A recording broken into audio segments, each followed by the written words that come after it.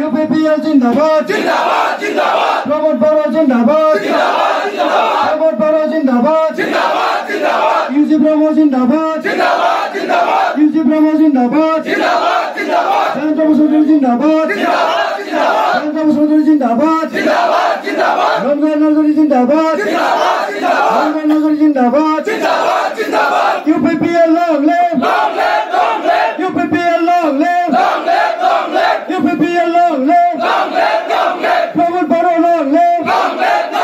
प्रमोद बड़ा long live long live Pramod बड़ा long live long live thank you আমাৰ গেৰুৱা প্ৰাইমেৰী অধীনত গেৰুৱা BCDC আৰু সগুনবাহী মানে স্কালাই গাঁও BCDCৰ পৰা আজি আমাৰ UPPL দলৰ নীতি আদৰ্শক ভাল পাই আমাৰ UPPL দলৰ সভাপতি প্ৰমোদ বৰুৱা ডাঙৰীয়া নেতৃত্বত যি আমাৰ বিটিআৰত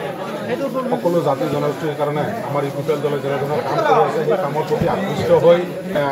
সক্ৰিয় কৰ্মী আহি আমাৰ UPPLত যোগদান কৰিছে এইটো আমাৰ কাৰণে শুভ লক্ষণ আজি যিসকলে যোগদান কৰিছে তেওঁলোকক আমি UPPL তৰফৰ পৰা ধন্যবাদ জ্ঞাপন কৰিছোঁ আৰু তেওঁলোকক আমি UPPLৰ সদস্য হিচাপে আঁকোৱালি লৈছোঁ অনাগত দিনত আমি সকলোৱে মিলি এই বুধৈবাৰী অঞ্চলত যি সমস্যা আছে সেই সমস্যা সমাধান কৰাৰ কাৰণে আমি একবদ্ধ হৈ কাম কৰোঁ আমাৰ মধুবাৰী ব্লকৰ অন্তৰ্গত আমাৰ গেৰুৱা প্ৰাইমাৰী আৰু আমাৰ স্কালাই গাঁও প্ৰাইমাৰী বিশেষকৈ সুগুনবাহীৰ নেতৃত্বত আমাৰ গেৰুৱা প্ৰাইমাৰী নেতৃত্বত প্ৰায় 150ৰ অধিক বিভিন্ন দলৰ পৰা আহি আমাৰ দলত যোগদান কৰিলে আৰু সকলোকে আমি মধুবাৰী ব্লকৰ দিনত আমি কাম আগবঢ়াই লৈ যাম আৰু বিভিন্ন দলৰ পৰা আমাৰ দলত যোগদান কৰিবৰ কাৰণে মধুবাৰী ব্লকত তেওঁলোকে ব্লক বঙালী সম্প্ৰদায়ৰ তেওঁ এজন ব্যক্তি আৰু যেহেতুকে তেওঁ এটা 15টা বছৰ EM পালে MCLA পালে GCLCC চেয়াৰমেন হিচাপে পালে আৰু সেই হিচাপে তেওঁ যিখিনি তেওঁৰ সময়ছোৱাত তাৰ মানে বিশেষকৈ এই মাথৰিটো হৈ নুঠিল তাৰপিছত আহিলে আমাৰ BJPৰ MCLA তথা এতিয়া আমাৰ EM আমাৰ দিগন্ত বৰুৱা ডাঙৰীয়া তেওঁ তাত যিটো এটা ডিপাৰ্টমেণ্ট আছে irrigation department AYUSH department archaeology department আৰু আজি আমি ভাবিছিলোঁ কি যেহেতুকে জগদীশ চৰকাৰে খৈৰাবাৰীৰ পৰা অহাৰ কাৰণে কিজানি গেৰুৱাৰ যিটো সমস্যাটোক ইমান এটা তেওঁ গুৰুত্ব সহকাৰে লোৱা নাই ভাবিছিলোঁ আমাৰ লোকেল যিজন কেণ্ডিডেট আছে যিজন EM আছে কাৰণ যেহেতুকে আমি বিশেষকৈ বুঢ়ী মানুহ এজনী আছিলে আমি আহি আকৌ তাতে চাউল টাউল কিবা কিবি এনেকৈ দি থৈ গ'লোঁ এতিয়া আমি জনপ্ৰতিনিধি ধন আমি নিৰ্বাচনৰ সময়ত তেওঁলোকক জয়ী কৰাই তেনে আমি তেওঁলোকক পঠাই দিওঁ এটাৰ কাৰণে পঠাওঁ আমি তেওঁলোকক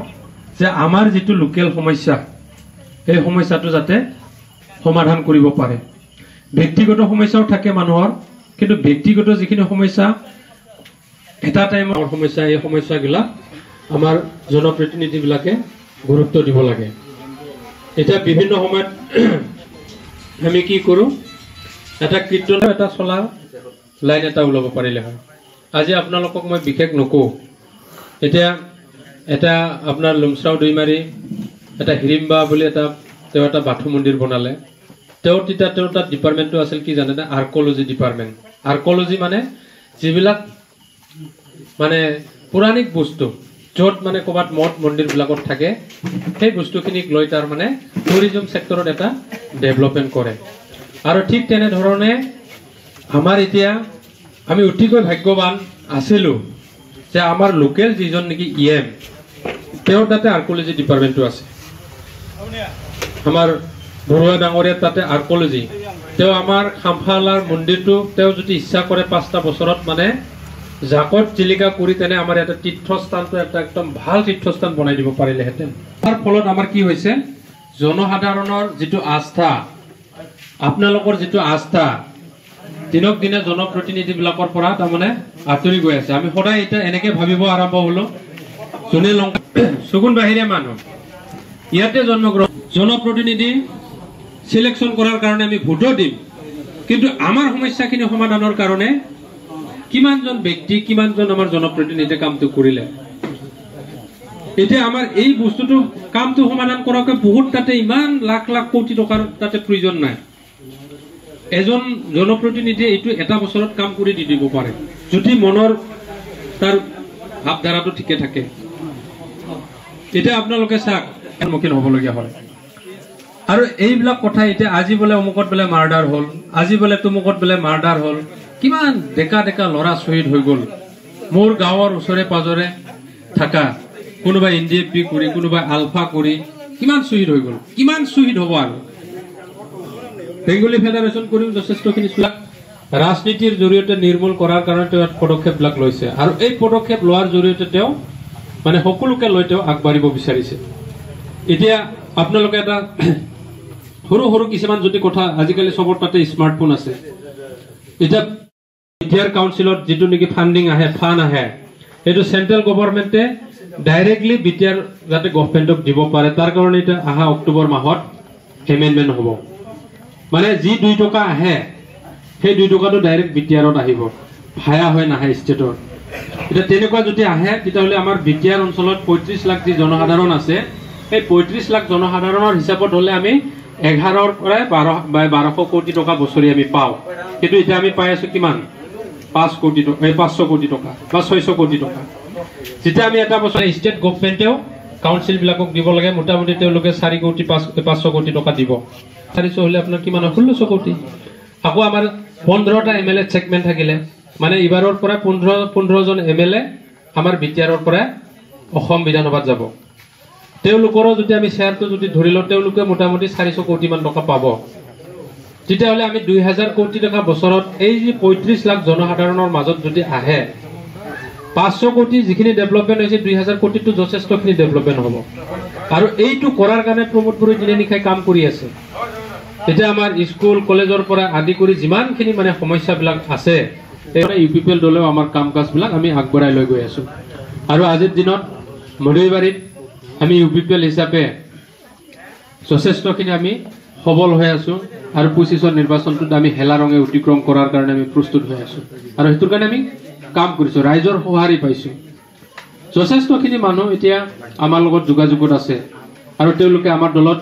জয়নিং দিনক দিনে কৰি গৈ আছে এতিয়া আমি ভাবিছো এটা ডাঙৰ মেগা জয়নিং আমি আলোচনা চলি আছে কিন্তু এটা এনেকৈ হৈ আছে মানে মানুহখিনি জয়নিং কৰিব বিচাৰি আছে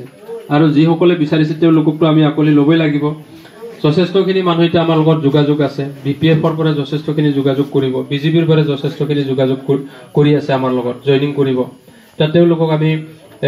চিফ নহলে ডেপুটি চিফ আনি তেনে তেওঁলোকক আমি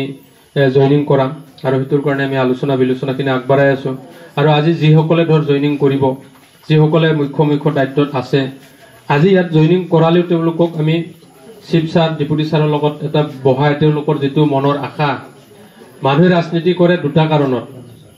এটা হ'ল ব্যক্তিগত স্বাৰ্থগত হ'ল ৰাইজৰ স্বাৰ্থৰ কাৰণে ব্যক্তিগত মানে এনেকুৱা ধৰ মই আজি দলৰ লগত যদি মই থাকো ক'ৰবাত ঠিকা এটা পাম বা মই চাকৰিটোৰ কাৰণে সহায় হ'ব আৰু ৰাইজৰ কাৰণে মই ইটোৰ কাৰণে কৈছো তে মই যদি ৰাজনীতি দলত মই গাঁৱৰ ৰাস্তাটোই যাতে হয় এই কথাটো মই কোৱাৰ কাৰণে এটা প্লেটফৰ্ম পাম বা অঞ্চলটোৰ স্কুলখনৰ কথাটো ক'ব পাৰিম এই দুটা স্বাৰ্থৰ কাৰণে মানুহে ৰাজনীতি কৰে আৰু যাৰ স্বাৰ্থ নাই সি ৰাজনীতিও নকৰে তাৰমানে কোনবিলাক মানুহে ৰাজনীতি নকৰে যাৰ টকা পইচা আছে ধন ধান আছে চলাৰ অসুবিধা নাই চাকৰি বাকৰি ভাল ভাল চাকৰি বাকৰি কৰিছে ৰাজনীতিৰ প্ৰতি তেওঁলোকৰ অনুৰোধ জনাইছো হয় আৰু আমাৰ আৰু ল'বৰ কাৰণে অনুৰোধ জনাইছো আমাৰ ব্লক সমিতিৰ সম্পাদক জগত ডেকা ডাঙৰীয়া আছে তেখেতৰ চিনাকি আৰু মোৰ লগত আহি উপস্থিত হ'ব পৰা আমাৰ লগত আহি উপস্থিত হ'ব পৰা আমাৰ কলাইগাঁও টাউনৰে নিবাসী আমাৰ ভেৰগাঁও জিলাৰ এচি চেলৰ সন্মানীয় সভাপতি প্ৰদীপ মণ্ডল আছে মোৰ ভাইটি তেখেতক চিনাকি ল'বৰ কাৰণে আৰু আমাৰ চাহিদ দেৱান ইউথ চেলৰ তেওঁ তেখেতৰো চিনাকিটো ল'বৰ কাৰণে মই অনুৰোধ জনাইছোঁ আৰু আমাৰ ABMCৰ পৰা যোৱা 5 তাৰিখে জইন কৰিছিলে আমাৰ দলত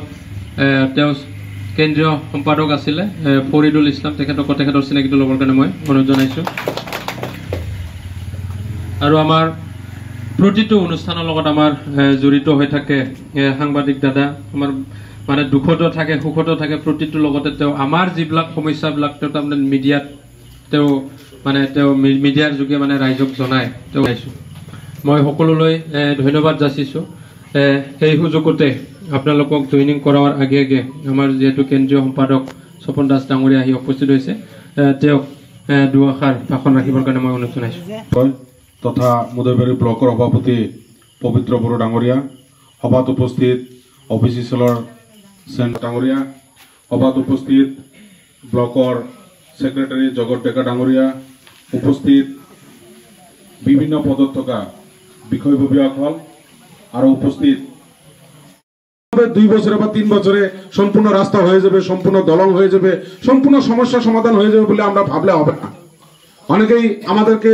মানে কটাক্ষ করে বলে, কিন্তু আমি ওনাদেরকে বলতে চাই, দেখেন আমরা বলছিলাম কি আমরা মাটি বাড়ি সমস্যার সমাধান করব।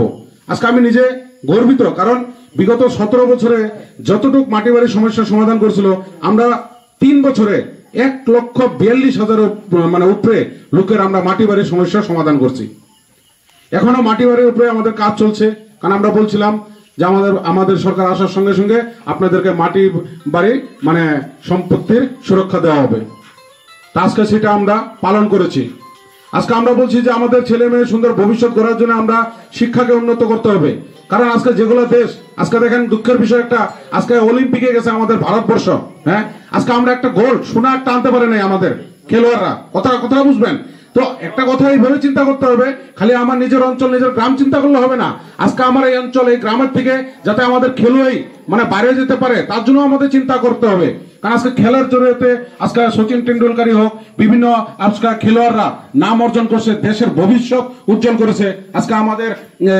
লাভলিনা বরগোয়ে হোক, আজকে রিয়ান পরাগ ক্রিকেট টিমে খেলতেছে। তো যাই হোক, যেহেতু একটা অলিম্পিক আমাদের চলতেছে, কিন্তু আমরা এখন অব্দি মানে আর তো নাই আশা, এখন অব্দি একটা মানে ভারতবর্ষ একটা সোনার মেডেল আমরা পাইতে সক্ষম হয় নাই। তো আমরা এখনো বহুত পিছিয়ে আছি। তো সেই জন্যই আমাদের ট্রেনিং প্রোগ্রাম, সেখানে আমাদের প্রমোদ বড়ো মহাশয় তাতে 1 ঘন্টা 10 মিনিটত তেওঁ ভাষণ দিলে। তেওঁৰ ভাষণত ইমান ধুনীয়াকে গোটেই বস্তুখিনি মানে not only BTC, not only Assam, মানে এণ্টায়াৰ ভাৰতবৰ্ষৰ কথাখিনি তেওঁ দাঙি ধৰিছে। মানে সঁচাকৈ তেখেতে ইমান অভিজ্ঞ, ইমান দূৰদৰ্শী। মানে কালি যিসকল অফিচাৰ আজি তেওঁলোকে ট্ৰেইনিং শেষ কৰি তেওঁলোকে এতিয়া কোনোবা ব্লকত BDO হ'ব, কোনোবা মানে চাৰ্কল অফিচত তেওঁলোকে SDC হ'ব, তেনেকুৱা ধৰণৰ প্ৰায় 100ৰ ওপৰত ACS অফিচাৰ মানে এসপ্তাহ ধৰি ট্ৰেইনিং চলি আছিল। যোৱাকালি মানে আপোনাৰ এণ্ডিং সেশন আছিল। তো তাতে আমাৰ Pramod Boro sir chief guest আছিল। তো এইটো হ'ল আমাৰ BTR মানে এতিয়া মানে এটা উজ্জ্বল ভৱিষ্যতৰ দিকে আমাৰ গৈ আছে। কাৰণ শিক্ষা অভিযানে একো নাই, যোনে যিমানে কওক। আজি কোনোবা এটা ৰাজনৈতিক দলে আমাৰ কোনোবা এজন লিডাৰক মানে আকৰ্ষণ কৰাৰ কাৰণে হয়তো কিবা এটা অৰ্থ হিচাপে পইচা অলপ দিলে, কিন্তু এইটো কিন্তু তেওঁৰ কাৰণে। ওদিনকা ওদিনকা মহামায়াতে একটা দুর্ঘটনা হয়েছিল, ওই বাড়িতেও গিয়েছিল। যাই হোক, তো দুর্ঘটনা কেমনে হয় কখনো কেউ বলতে পারে না।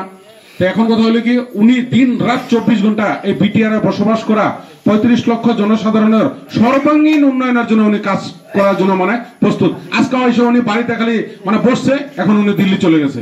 2 দিনের জন্য দিল্লি চলে গেছে, আবার আসবে।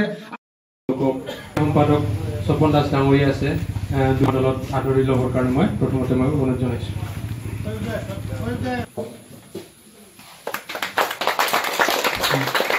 বনমোহন দাস,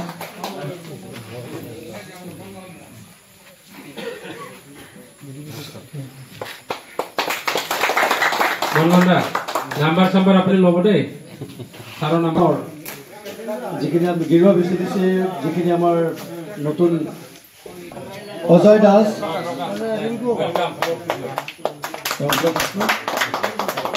ধনী দাস, ৰিংকু দাস, অজয় দাস,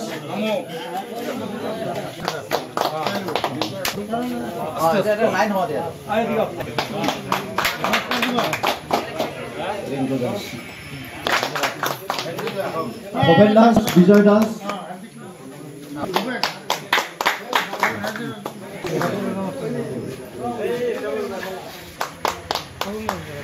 সানু দাস, কানাই দাস, হরি দাস, উৎপল দাস,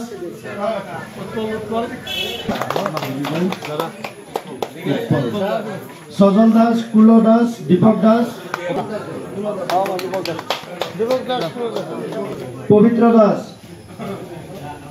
শিব্র দাস, ধন দাস, রাজীব মন্ডল, তাপস দাস, রাজীব মন্ডল, তাপস দাস, রয়, তাপস রয়, উত্তম দাস, পঙ্কজ দাস, অরুণ দাস,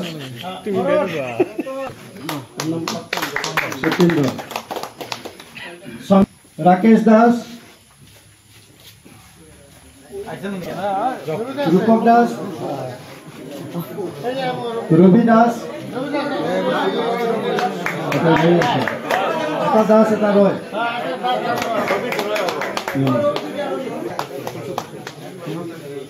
সন্তোষ দাস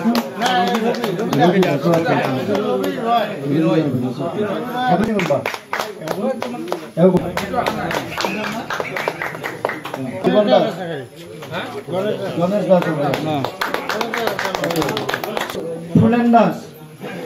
সুনীল দাস, স্বপন দে, ফুলেন দাস, মিঠুন দাস, ওকে,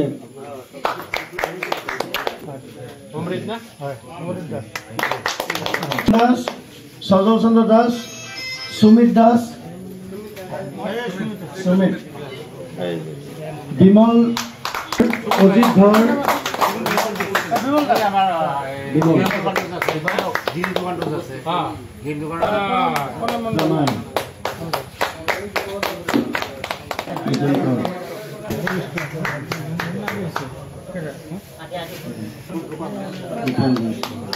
প্রশান্ত আশু বিশ্বাস, দাস,